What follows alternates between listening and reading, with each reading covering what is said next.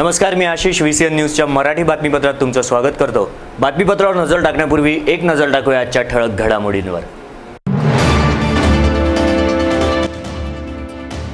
कत्तलीसाठी जनावरे विकणारे सुद्धा आता ठरणार आरोपी।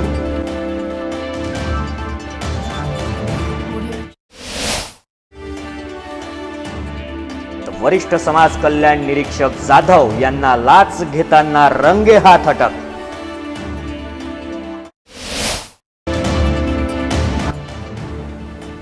रेतीगिट्टी बोल्डर ट्रक चालक मालक संघटनेचे एक दिवसीय धरणे आंदोलन।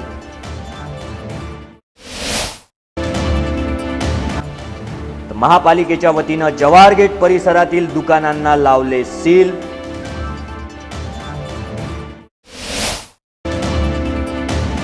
प्रभात क्रीडा मंडळाच्या उन्हाळी शिबिरास मिळतोय उत्स्फूर्त प्रतिसाद।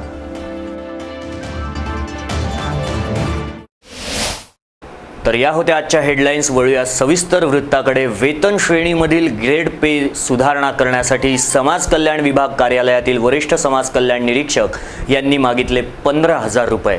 मागितलेल्या रकमेत 1,000 रुपये कमी करून 14,000 रुपयाची लाचेची रक्कम स्वीकारताना अँटी करप्शन ब्युरोने वसंत जाधव यांना रंगेहात अटक केली आहे। ही कारवाई 19 मे रोजी दुपारी 1:30 वाजता त्यांच्याच कार्यालयात करण्यात आली।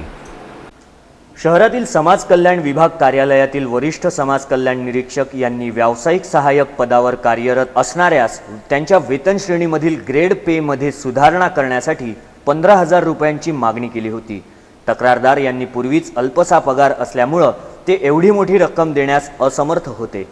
शेवटी वरिष्ठ समाज कल्याण निरीक्षक वसंत लोभासिंग जाधव, वय 55 वर्ष, राहणार प्लॉट नंबर 89, अपूर्व बिल्डिंग, गनेडीवाल लेआउट, कॅम्प, अमरावती यांनी मागितलेल्या 15,000 रुपयाच्या रकमेत 1,000 रुपये कमी करून 14,000 रुपयात काम करून देण्याचे ठरले। त्यानुसार तक्रारदार याने याची माहिती अँटी करप्शन ब्युरो अमरावती यांना देऊन तक्रार नोंदवली। ठरल्यानुसार 14,000 रुपयाची लाचेची रक्कम घेताना RV जाधव, समाज कल्याण अधिकारी गट ब यांच्या कॅबिनमध्ये प्रादेशिक उपायुक्त यांचे कार्यालय अमरावती येथे अँटी करप्शन ब्युरोच्या चमूने रंगेहात अटक केली आहे। दिनांक 19 मे रोजी 1:30 वाजता आरोपी वसंत लोभासिंग जाधव यांनी तक्रारदारास वेतन श्रेणीमधील ग्रेड पे सुधारणा करण्यासाठी सर्व कागदपत्रांवर स्वाक्षरी घेऊन प्रस्ताव तयार करण्यासाठी 15,000 रुपयांची मागणी केली होती। तक्रारदार एवढी मोठी रक्कम देण्यास असमर्थ असल्याने शेवटी हा सौदा 14,000 रुपयात झाला आणि आरोपीस पंचासमक्ष रक्कम स्वीकारताना अटक केली आहे। ही कारवाई लाचलुचपत प्रतिबंधक विभागाचे पोलीस अधीक्षक MD चिमटे, अपर पोलीस अधीक्षक विलास देशमुख, पोलीस उपअधीक्षक जयंत राऊत यांच्या मार्गदर्शनाखाली पोलीस निरीक्षक पूजा खांडेकर, राजवंत आठवले, पोलीस कॉन्स्टेबल सय्यद ताहेर अली, राम ढाकणे, ज्योती झाडे, अभय वाघ, सुनील वराडे, शैलेश कडू यांनी केली। समाज कल्याण विभाग कार्यालय येथे झालेल्या कारवाईमुळे संपूर्ण विभागात खळबळ उडाली आहे। Camera person Dilip Jawanjal, VCN news, Amravati.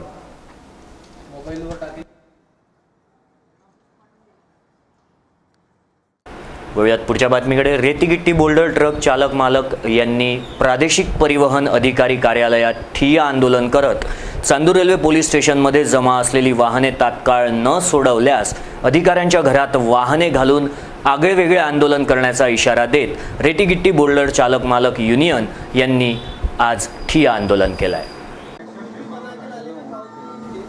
रेतीगिट्टी boulder truck चालक व मालक महासंघ अमरावती यांनी न्यायासाठी दिनांक 19 मे रोजी सदस्य व पदाधिकाऱ्यांसह सहाय्यक प्रादेशिक परिवहन अधिकारी मार्तंड नेवस्कर यांच्या कक्षात ठिय्या आंदोलन केलंय। रेतीगिट्टी बोल्डर संबंधित शासनाच्या खनिज कर्म पोलीस महसूलच्या कठोर जाचक अटी व अन्यायकारक नियमांमुळे ट्रक व चालक मालकावर होणाऱ्या अन्यायाबाबत आणि पोलीस स्टेशन चांदूर रेल्वेचे ठाणेदार शेळके हे चोरीच्या खोट्या केसेस लावून आत टाकण्याचा दम देऊन 4 गाड्या पोलीस स्टेशनला लावून विनाकारण त्रास देत आहेत।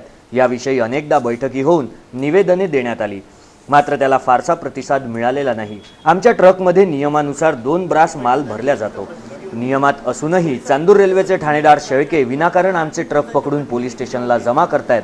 एवढेच नव्हे तर चांदूर रेल्वे उपविभागीय अधिकारी यांचे लेखीपत्र अहवालात देऊन सदरचे वाहन हे अतिभार रेती वाहतूक करीत असल्याचे दिसून येत नाही त्यामुळे सदर वाहन तात्काळ सोडून देण्यात यावे असे असतानाही चांदूर रेल्वेचे ठाणेदार शेळके हे दंड भरा असे म्हणतायत।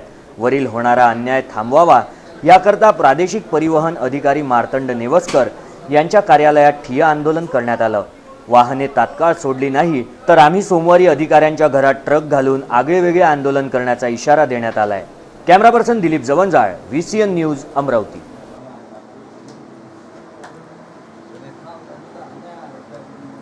आमचा नियमात आमच्या गाड्या असतानाही चांदूर रेल्वे पोलीस स्टेशनला लावलेल्या आहेत। तहसीलचा अहवाल आणि SDOचा अहवाल आलेला आहे की गाड्या ह्या नियमात आहेत, गाड्या सोडण्यात याव्या। पण ज्या मागच्या 25 जानेवारीला जे आमचं आंदोलन झालं होतं त्यात RTOचे रेवस्कर, वाडेकर, सुनील देशमुख, कलेक्टर आणि सर्व संबंधित यंत्रणेचे अधिकारी तिथे होते।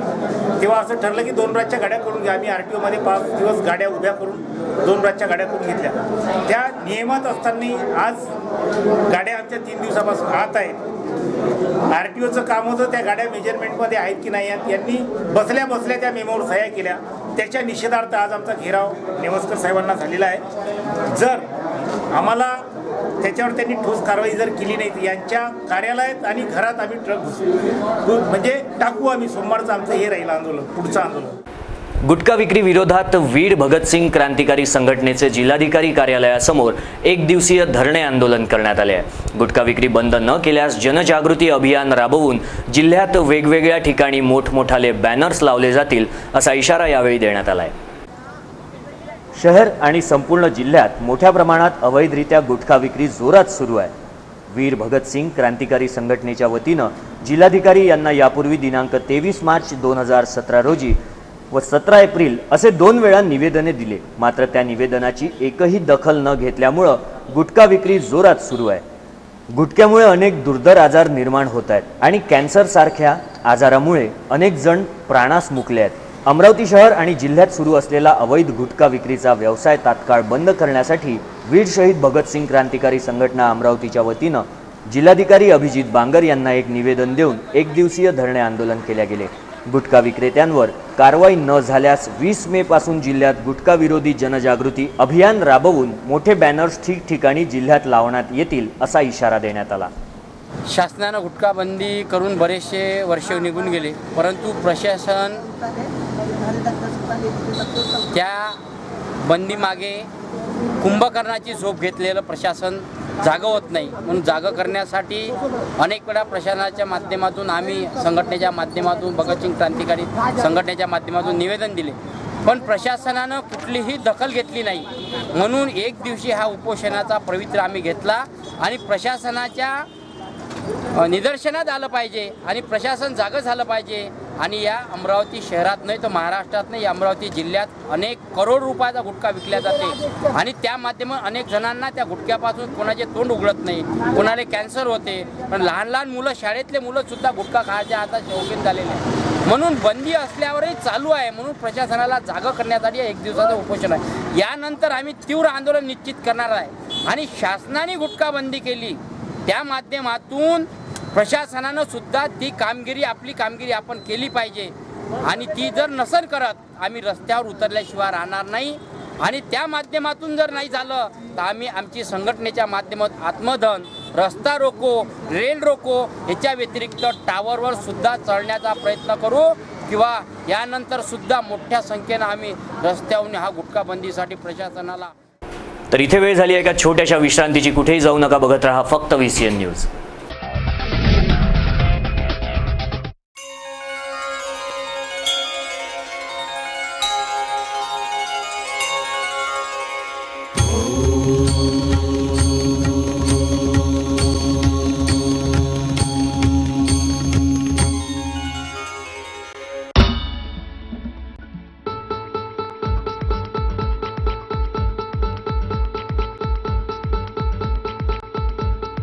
घरची शान, घरचा मान, घराकडे तिचे सर्व ध्यान। कोण आहे ती, अहो हो कोण आहे ती, गृहलक्ष्मी, गृहलक्ष्मी।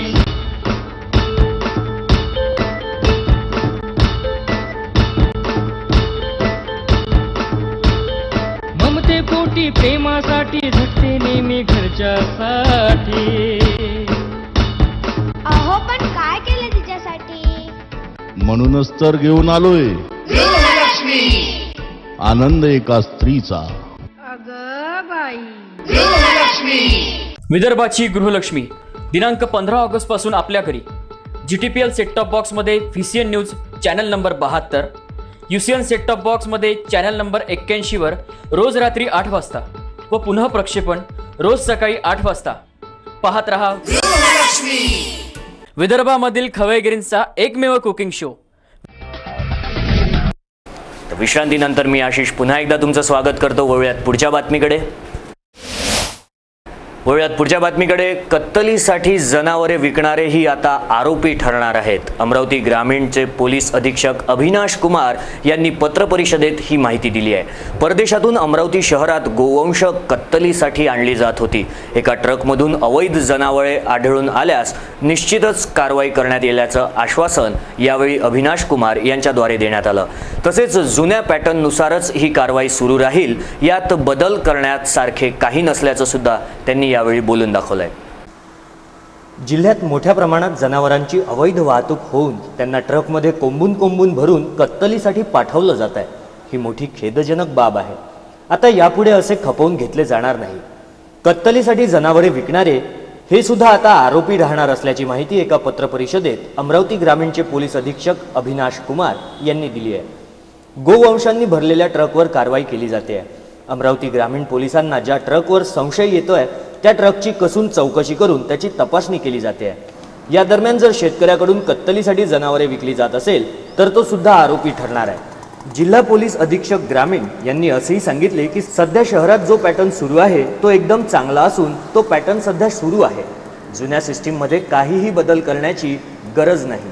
आमच्याकडे पोलीस अधिकाऱ्यांची कमतरता असून येत्या काही महिन्यापासून देशातून शहरात कत्तलीसाठी जनावरे येत आहेत. मागेच एका आठवड्यापूर्वी 60 जनावरे भरलेला ट्रक पोलिसांनी पकडला असून पुढेही कारवाईचे सत्र सुरूच राहणार असल्याचं जिल्हा पोलीस अधीक्षक अभिनाश कुमार यांनी सांगितलं आहे.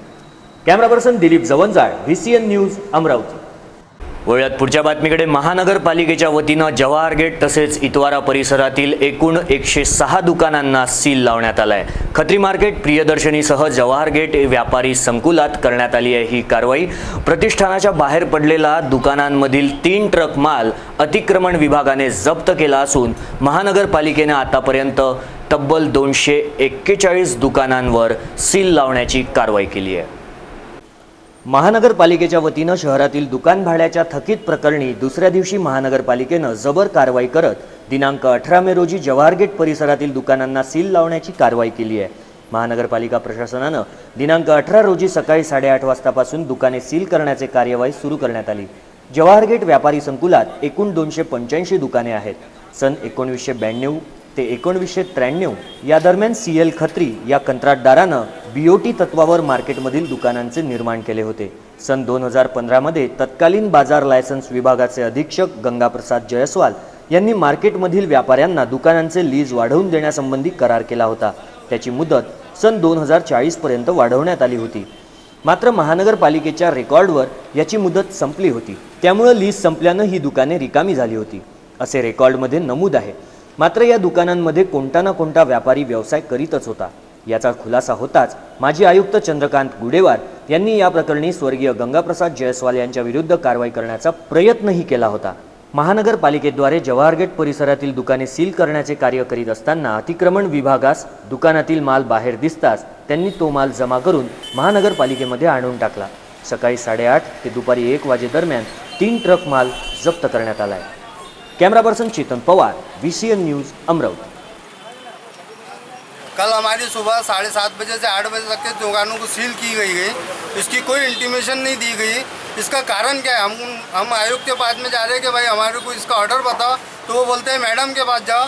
मैडम के पास गए तो बोलते हैं 11 महीने का एग्रीमेंट दो. ये जो एग्रीमेंट बनाया तो हमने ये एग्रीमेंट का क्या करना? हमने क्या हमारे बाल बच्चों को क्या भूखे लाना, कि आयुक्त के घर को पहुँच जाना?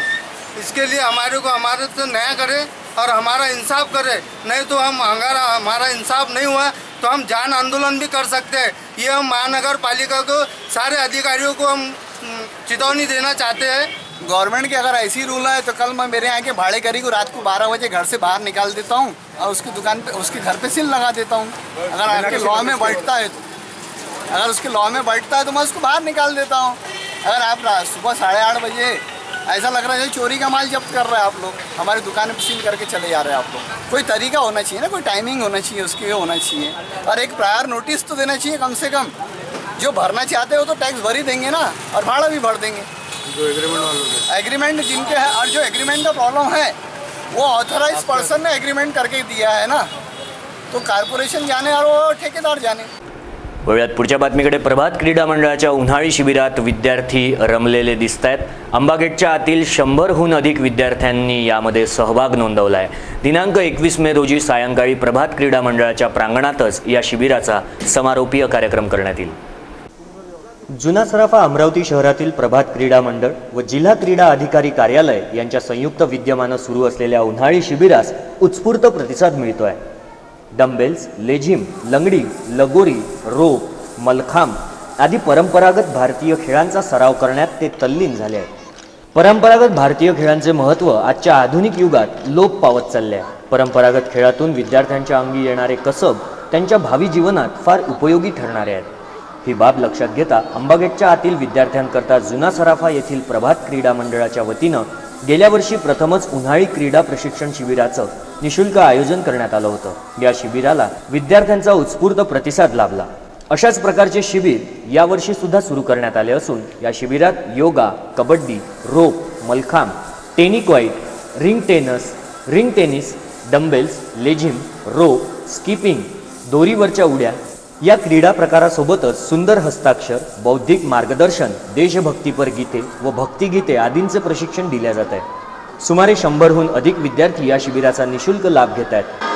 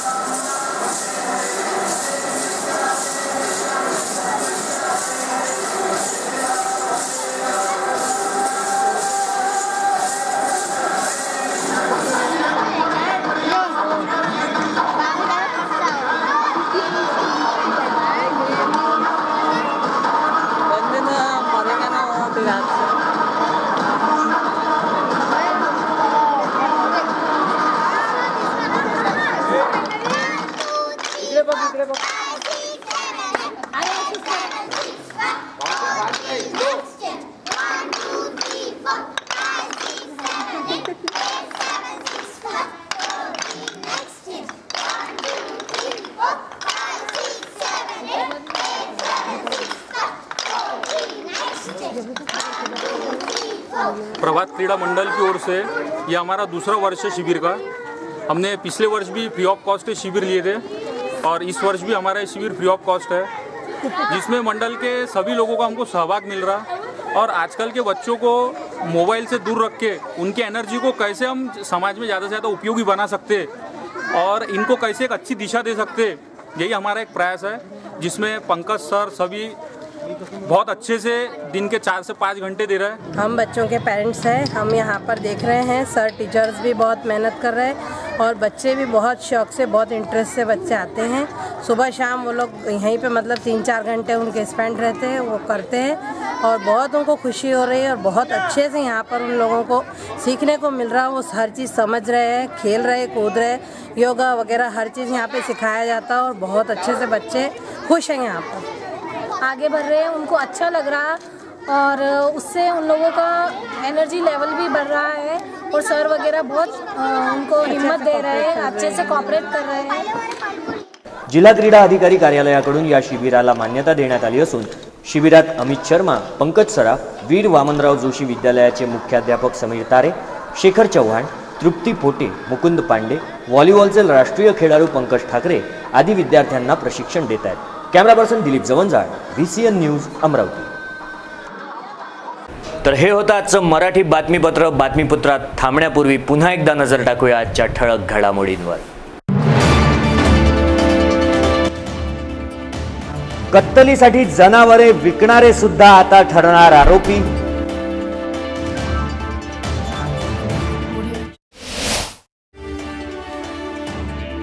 वरिष्ठ समाज कल्याण निरीक्षक जाधव यांना लाच घेताना रंगेहात अटक.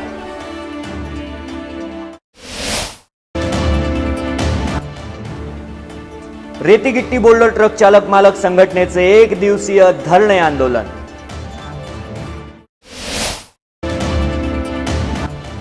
महापालिकेच्या वतीनं जवाहर गेट परिसरातील दुकानांना लावले सील.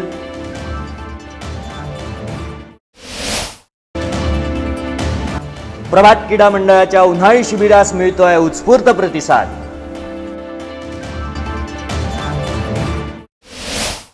तर बातमीपत्रात वेळ झाली आहे इथेच थांबण्याची. कुठेही जाऊ नका, बघत रहा फक्त VCN न्यूज. नमस्कार.